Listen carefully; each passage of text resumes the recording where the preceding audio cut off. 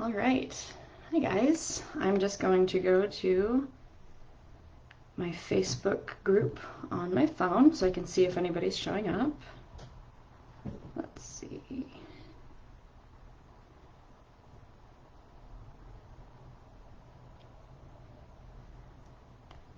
All right. Let's get this party started. So hi, I'm Colleen Mitchell. I'm a life coach, a writer, a host of a podcast on type 1 diabetes, and I also have a full-time job working in the power industry. I focus on helping lady entrepreneurs create financial independence in their lives by getting to the root of how they spend their time and making powerful decisions to honor their calendars. Because how we do one thing is really how we do everything. So this morning I want to talk about burnout, and this gets a lot of attention.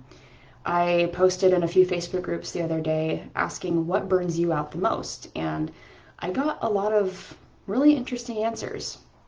Now, Google says that burnout is a state of emotional, physical, and mental exhaustion caused by excessive and prolonged stress. Google continues to say that it occurs when you feel overwhelmed, emotionally drained, and unable to meet constant demands. Now, I kind of have a problem with this definition. It puts the blame for burnout on the excessive/prolonged stress. It puts it on the overwhelm, and it puts the blame on the inability to meet demands. It blames the circumstances and other feelings. I've talked about the self-coaching model in a previous live on overcoming the fear of rejection, but here is a quick recap in case you haven't seen that one. There are circumstances in the world that we can't control or change. Circumstances are always neutral, even if we don't believe it.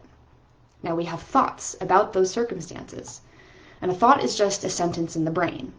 Beliefs are also thoughts. Those thoughts cause feelings.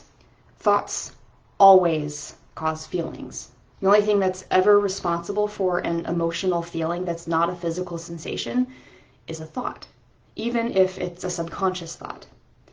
Feelings and emotions are one-word descriptions of what Brooke Castillo calls a vibration in the body. Burnout is a feeling. Feelings cause us to take action or remain in inaction. Everything we do or don't do is spurred by a feeling. We do things because of how we want to feel afterwards or how we feel beforehand. And those actions cause results in our lives. Excuse me.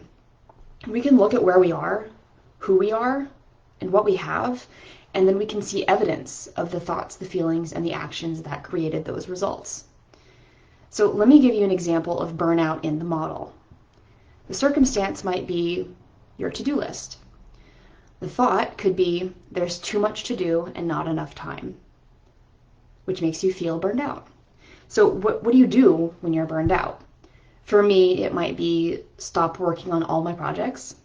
I allow distractions. I watch my to-do list pile up. Maybe I pretend it doesn't exist anymore. Maybe do that. Maybe I wish I didn't have so much to do.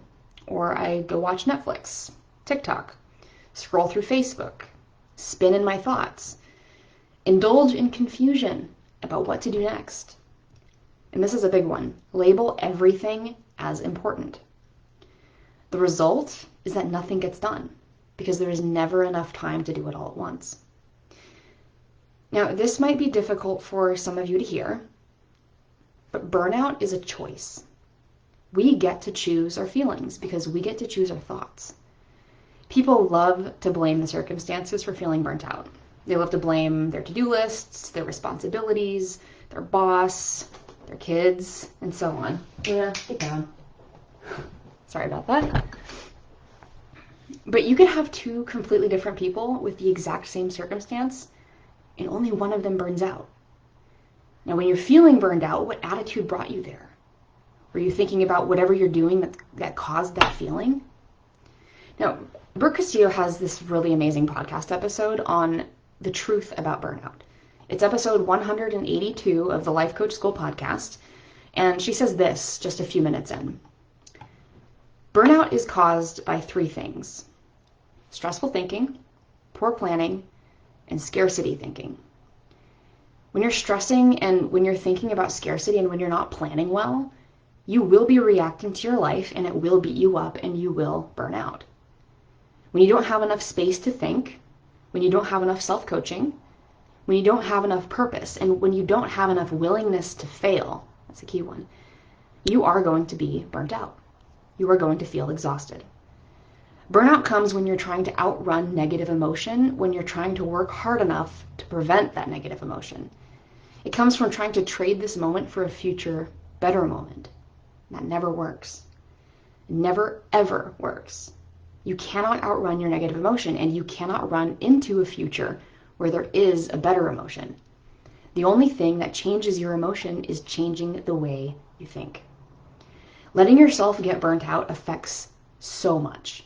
It affects your goals, how you set them, your path towards financial independence, your mindset, how you react to accountability, and it 100% affects your ability to create a life of your dreams. Now, later on in this same episode, Brooke says that if the result you're seeking becomes more important than the journey to get there, you're probably in burnout. I find that such a fascinating way to think about it. We often confuse overwhelm with burnout because both of them can feel really paralyzing. The difference is that with overwhelm, we're thinking about all the things we could do or should do. And with burnout, we know exactly what we need to do, but have no motivation or energy to do it.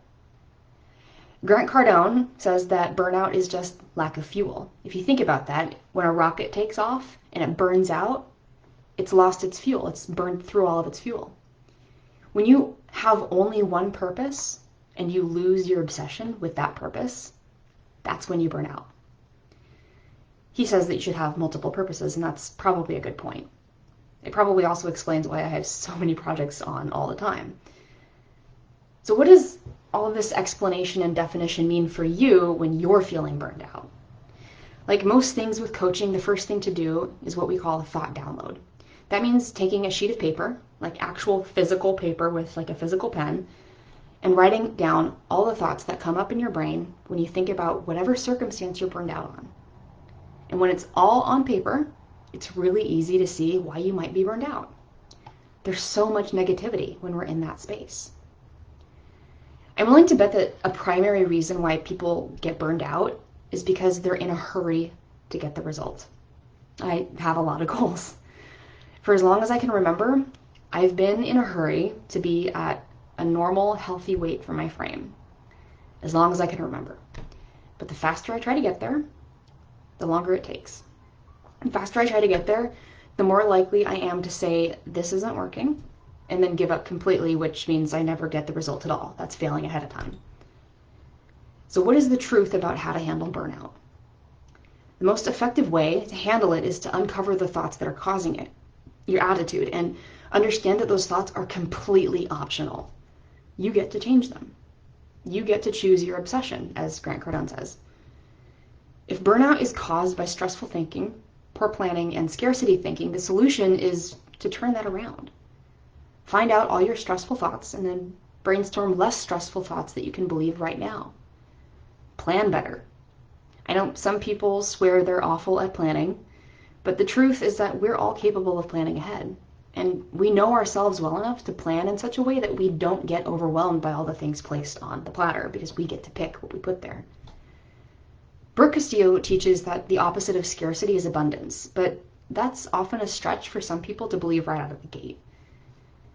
Brené Brown, on the other hand, teaches that the opposite of scarcity is the concept of enough, and that's a really beautiful place to start. A lot of people think they're not enough. They're not good enough. They're not skinny enough. They're not smart enough.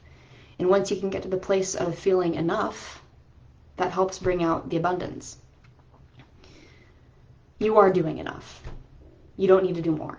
You don't need to keep chasing the next result if it means you're not enjoying the journey there.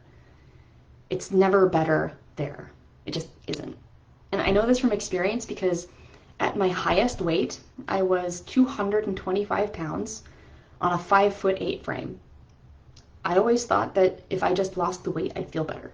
And physically, that's actually true. I do feel a lot lighter and more energetic because I don't have 50 of those pounds anymore. But emotionally, nothing has changed. Every single time I step on the scale and I see a new lowest weight, I don't feel better. There's always a brief moment of, that's interesting. And then the journey continues. So if you're struggling with burnout, please understand that you are not alone and that you are 100% capable of moving through it if you want to. Burnout doesn't hold you back. Your thinking does. And the way to fix burnout is to fix the way you're thinking. So if you like this topic and maybe you want some help moving through and past burnout, I want to encourage you to sign up for a consultation, a coaching consultation. The link for that is in the description. And even if we decide not to work together long term, I will give you something of value on that call that will help you with your mindset, especially around burnout. So thank you for joining me today. Next week is the 4th of July, so the next live will be out the week after that. I'm going to take a week off. And I want to encourage you to have a fun and safe Independence Day celebration if you're American. And I will see you in 2 weeks. Bye, guys.